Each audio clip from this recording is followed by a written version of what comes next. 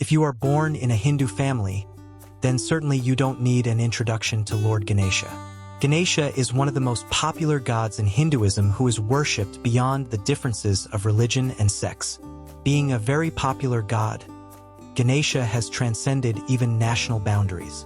He is one of the few Hindu gods whose statues and carvings are found across Java, Indonesia, Sumatra, Laos, Cambodia, Thailand, and Burma. One of the earliest known statues of Ganesha is found in Afghanistan. He is the son of Mahadev Shiva and Devi Parvati. He is depicted as a god with the head of an elephant. But how powerful is Lord Ganesha? Is Lord Ganesha really the god of wisdom and luck? Welcome to Myth Unraveled, where we journey into the depths of ancient mythologies to uncover their mysteries and meanings. In today's episode, we delve into the realm of Hindu mythology to explore the enigmatic figure of Ganesha, the elephant-headed god. If we go by the time period, most scholars agree that Ganesha was not a god of the Vedic era. Ganesha mainly rose to prominence in the Puranic era. He is mentioned in several Puranas. Ganesha Purana and Mudgala Purana mainly talk about Lord Ganesha. Other than that, he is also mentioned in Brahma Purana and Brahmanda Purana. Like most other stories, the origin story of Lord Ganesha too differs significantly from text to text. According to several counts, he was found the way he is by Shiva and Parvati. However, the most popular story of the origin of Lord Ganesha goes on like this. One day goddess Parvati was at home on Mount Kailash preparing for a bath. As she didn't want to be disturbed, she told Nandi, her husband Shiva's bull, to guard the door and let no one pass. Nandi faithfully took his post, intending to carry out Parvati's wishes. But when Shiva came home and naturally wanted to come inside, Nandi had to let him pass, being loyal first to Shiva. Parvati was angry at this sight, but even more than this, at the fact that she had no one as loyal to herself as Nandi was to Shiva.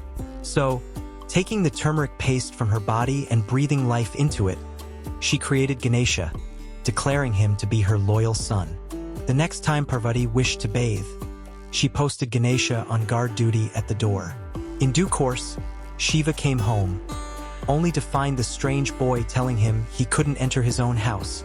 Seeing that this was no ordinary boy, the usually peaceful Shiva decided he would have to fight him, and in his divine fury, he used his Trishul to sever Ganesha's head, killing him instantly. When Parvati learned of this, she was so enraged and insulted that she decided to destroy the entire creation.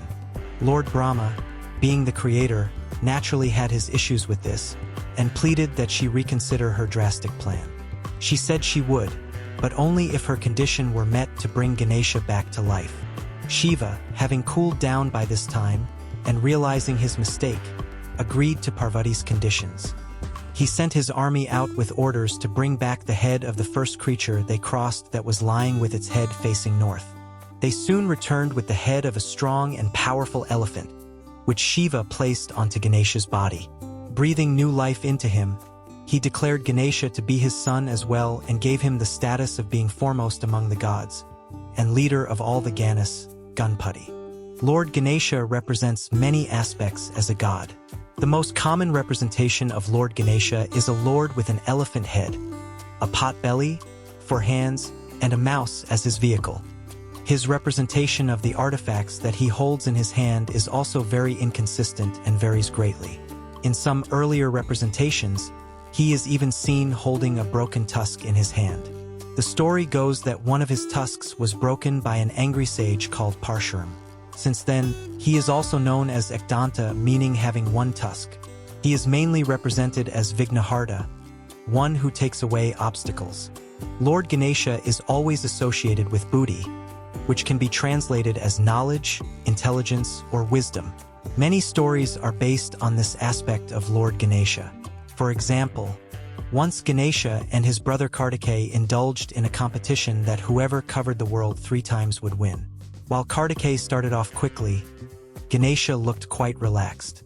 Instead of going on a journey, he simply circled his parents thrice. When asked why, he said that his parents are the world to him, and thus by encircling his parents, he has encircled the world 3 times. One more popular story states that sage Vyasa needed a proficient writer to write Mahabharata while he narrated. Ganesha agreed to write, but on the condition that Vyasa wouldn't stop until he was finished. Vyasa agreed, but he too put forward a condition that Ganesha wouldn't write any verse until he had understood it. So, whenever Vyasa had to take some rest, he would simply narrate some complex verse that would keep Ganesha puzzled for some time. Just like that, many popular stories depict the intelligence and wisdom of Lord Ganesha. Ganesh Chaturthi is the biggest festival associated with Lord Ganesha. Although it is celebrated worldwide, Maharashtra is particularly famous for this festival where it is celebrated with huge grandeur. Other than that, Ganesh Jayanti is also celebrated on Chaturthi of the Hindu calendar month Magha. Not only religiously, but Ganesha has tremendous spiritual importance as well. Ultimately, if one talks about gods of Hinduism, it will always be incomplete without mention of Lord Ganesha.